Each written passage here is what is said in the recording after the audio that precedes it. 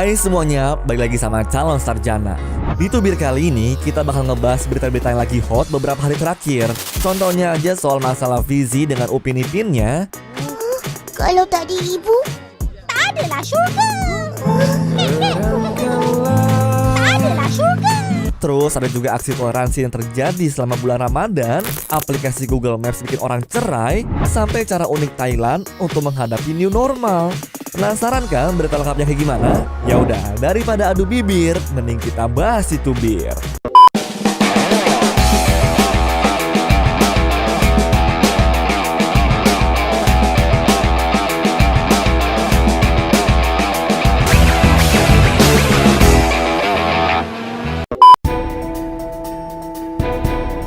Aduh, gak kartun, gak orang beneran. Ternyata sama-sama suka gak dipikir ya kalau mengucapkan sesuatu.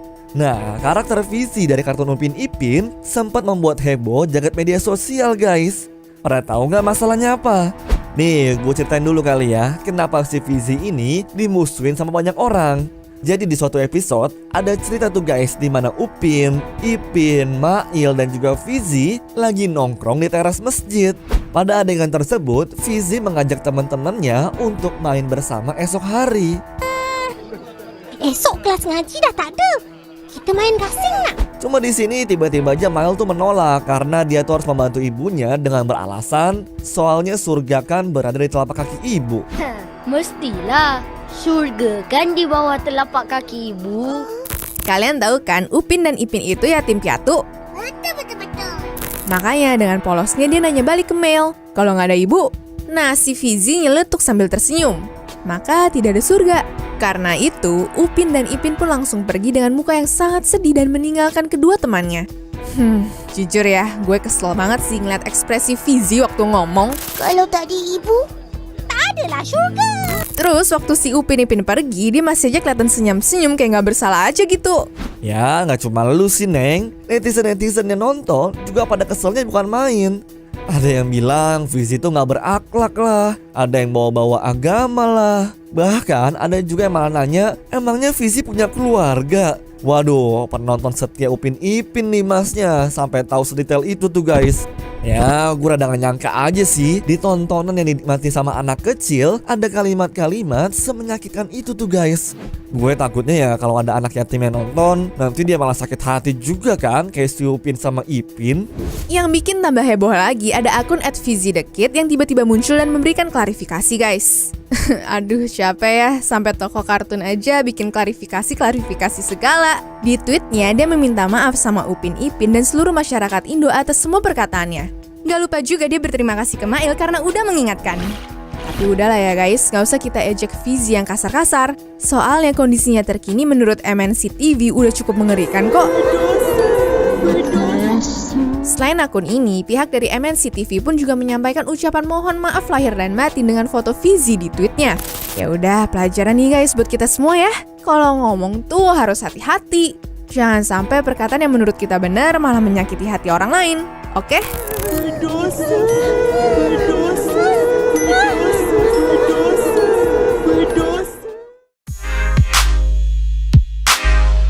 Keberagaman adalah salah satu identitas yang negara kita miliki. Banyaknya pulau, suku, agama, dan juga bahasa merupakan keunikan Indonesia yang negara lain tuh nggak punya. Makanya setelah ngeliat video suster dari agama Katolik yang berdansa sambil menyanyikan lagu Lebaran, gue langsung merasa Indonesia tuh kaya akan keberagaman dan juga toleransi guys. Kita lihat dulu kali ya videonya tuh kayak gimana.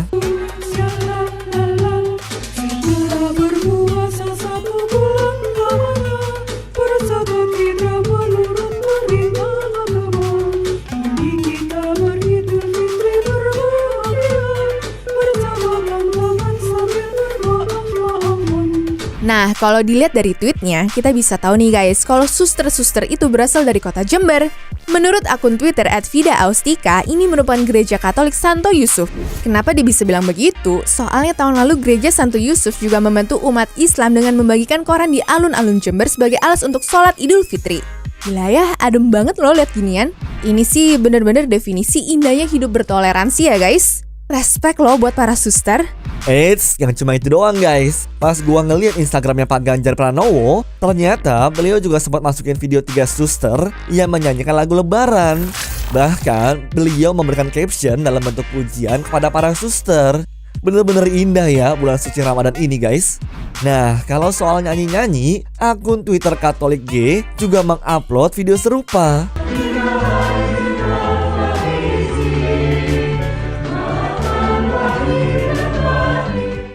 Waduh, bisa gak sih bulan Ramadan tuh ada terus guys? Kalau kayak begini kan, senang banget gua ngeliatnya. Ya, aku berharapnya sikap toleransi kayak begini kita lakuin terus dalam kehidupan sehari-hari ya guys. Indah banget kan hidup sebagai manusia tanpa harus memandang perbedaan? Gimana, pada setuju gak guys?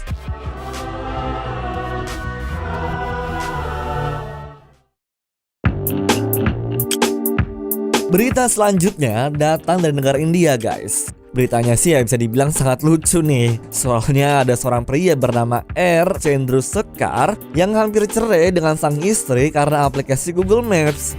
Kalian penasaran gak? Ya, pria tersebut tuh guys menyalakan fitur Your Timeline pada aplikasi Google Maps. Fitur ini tuh akan menunjukkan tempat-tempat yang didatengin sama si pemegang handphone. Nah, masalahnya adalah si Chandra tuh merasa kalau dia tuh gak pernah mendatangi tempat-tempat yang muncul di fitur Your Timeline tersebut. Makanya tuh guys, setiap ditanya sama istri, dia selalu bingung harus ngejelasin apa. Kebayang sih aku gimana posesifnya sang istri. Karena saking keselnya selalu berantem dengan istri, pria tersebut akhirnya mendatangi kantor polisi untuk melaporkan aplikasi Google Maps karena telah menghancurkan rumah tangganya guys. Dia juga mengungkapkan kalau sang istri lebih percaya sama Google meskipun udah berusaha dijelaskan oleh orang-orang terdekatnya. Dalam laporan tersebut, Chandrusekar meminta keadilan kepada polisi dan menuntut ganti rugi atas aksi yang dilakukan oleh Google. Cuma sampai sekarang, polisi masih belum bisa menentukan tindakan apa yang harus diambil terhadap laporan tersebut. Nah, menurut pihak kepolisian, mereka akan memanggil pasangan ini untuk melakukan konseling agar hubungan itu bisa diselamatkan. Dan kalau emang ternyata nggak mempan, bakal dicoba dengan cara yang lainnya. Aduh, dilihat-lihat bahaya juga nih si Google Maps. Dengan fitur ini, punya pasangan posesif bisa jadi masalah besar kan guys? Apalagi kalau kasusnya kayak cerita yang barusan, nggak pergi ke tempatnya, tapi tiba-tiba muncul di aplikasi. Aduh, gawat.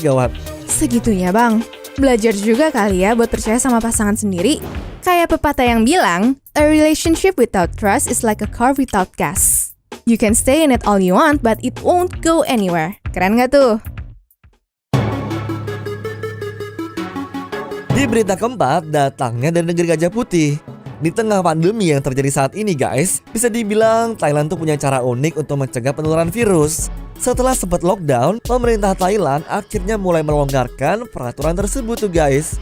Ya bisa dibilang mereka tuh udah memasuki fase yang disebut sebagai new normal.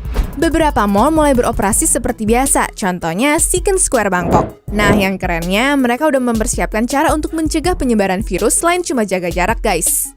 Seperti yang kita tahu, kalau virus itu bisa menyebar dari benda-benda yang kita sentuh, kan? Salah satu benda paling sering dipegang orang pas lagi berada di mall udah pasti tombol lift nggak sih? Oleh karena itu, mereka membuat inovasi yaitu merubah pencetan lift menjadi sebuah pedal, guys. Nah, dengan adanya inovasi ini, Wakil Presiden Second Development tuh berharap bisa memberikan ketenangan dan meminimalisir ketakutan bagi para pelanggannya.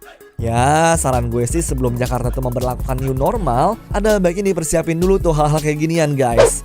Kalau nggak ada persiapan apa-apa kan, bukannya berkurang, yang ada malah tambah parah kan penyebaran virusnya. Kalian setuju nggak?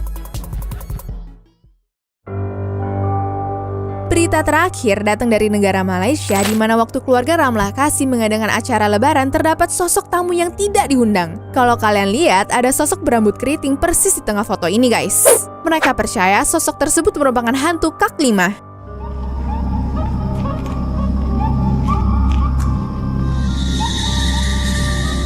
Kenapa mereka percaya itu adalah sosok hantu? Soalnya guys, meskipun di foto kelihatan sangat mencolok, tidak ada satupun anggota keluarga yang ngelihat ada tamu yang datang dengan ciri-ciri tersebut. Waduh, mentang-mentang abis dikurung selama bulan puasa, langsung pada mejeng gitu ya sampai muncul di hajatan orang.